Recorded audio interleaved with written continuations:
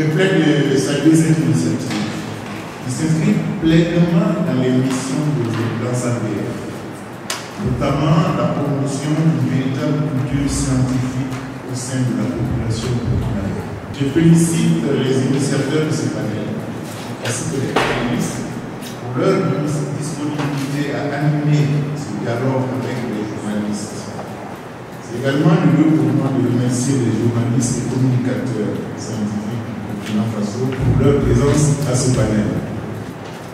Chers participants, au regard de la richesse et de la diversité des intervenants du panel, rassemblant d'éminents spécialistes, je reste convaincu que les échanges seront particulièrement fructueux et que les journalistes et communicateurs scientifiques répartiront avec des réponses claires aux différentes interrogations qui ne manqueront pas de soulever.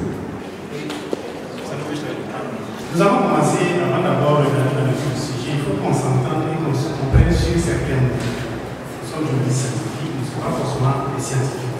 D'abord, nous allons demander au professeur Saint-Pouré de nous dire concrètement qu'est-ce qu'un vaccin et quels sont les différents types techniques de moyens de fabrication du vaccin.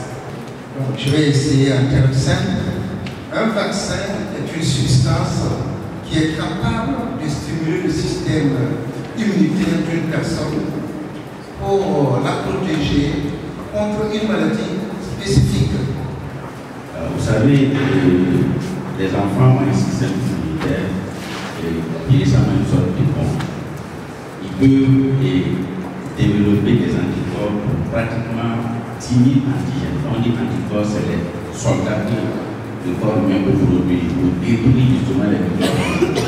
Lorsque vous regardez à travers le monde, il y a 2 pays où cette question de stérilisation des jeunes filles à travers la vaccination a fait beaucoup de bruit. C'est le Nigeria, c'est le Pakistan. Mais aucune preuve scientifique d'ailleurs. Voilà. C'est comme la planification familiale.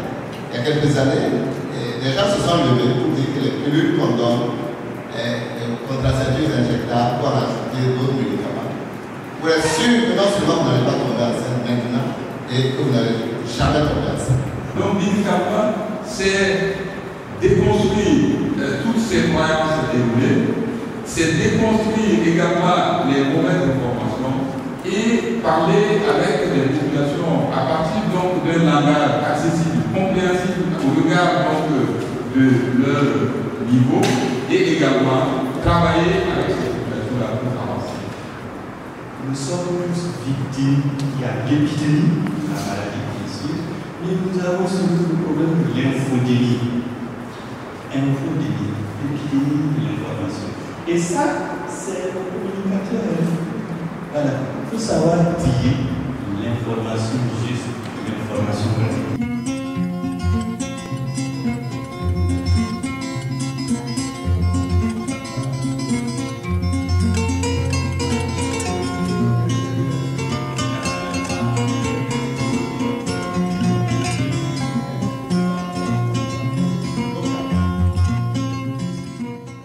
À partir des informations que les journalistes ont eues aujourd'hui, ces informations déjà en les réunions, ça peut permettre, de mon point de vue, de rassurer un peu également ceux qui sont animés de notre vie.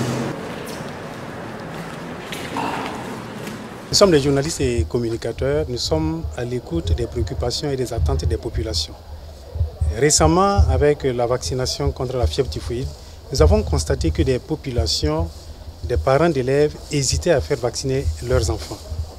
Étant journalistes scientifiques, nous travaillons avec des évidences scientifiques.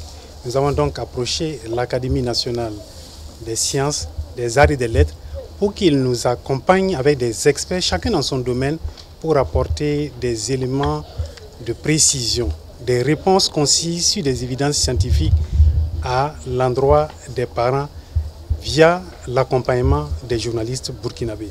Donc c'était juste servi d'interface entre les populations et les chercheurs, raison pour laquelle nous avons organisé donc ce panel qui a réuni des experts qui ont apporté des éléments concis, précis et nets. Donc la vaccination est extrêmement importante parce que les enfants, vous savez, depuis la vie intra-utérine, les enfants commencent à développer un système de défense. Dès 14 mois de grossesse, ils commencent à développer un système de défense. Donc l'enfant naît avec un niveau de protection qu'on appelle une immunité innée. Donc c'est ce système de base de défense que l'enfant a à la naissance. Et malheureusement, ce système n'est pas durable parce que c'est un système, la plupart, hérité de la mère. Donc c'est la maman qui a transféré à l'enfant des anticorps. Donc c'est un système qui n'est pas durable. Donc s'il n'y avait pas les vaccins, pour booster une deuxième ligne de défense qu'on appelle une immunité adaptative, alors les enfants seraient vulnérables.